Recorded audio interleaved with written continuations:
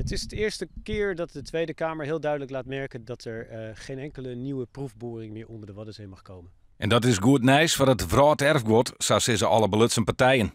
De laatste tijd weer een sterke lobby op gang bracht om nieuwe borings te verbieden. Die waard onvier terug burgemeester Bert Wassink van Skilge.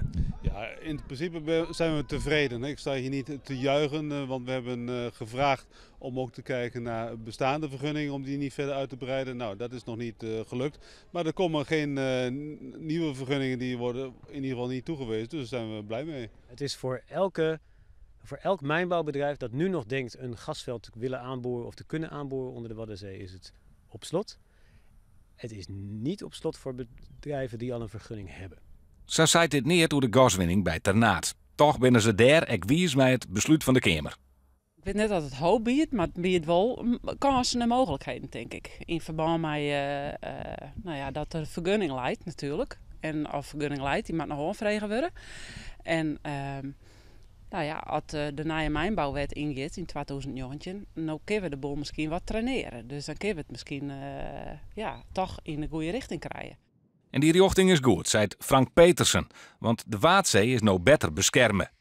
Het betekent bijvoorbeeld dat gasvelden die er wel liggen, bijvoorbeeld hier aan deze kant van de Waddenzee, het westen van de Waddenzee, als die daar zijn, mogen die nooit aangeboord worden. Dus je kunt nu safe zeggen, dit deel van de Waddenzee zal nooit een gaswinning komen.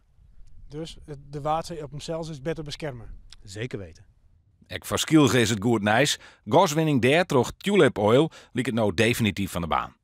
Ja, als het om de Schelling gaat, denk ik dat daar een punt achter gezet is. De minister Kamp heeft ooit besloten die vergunningsaanvraag niet in behandeling te laten.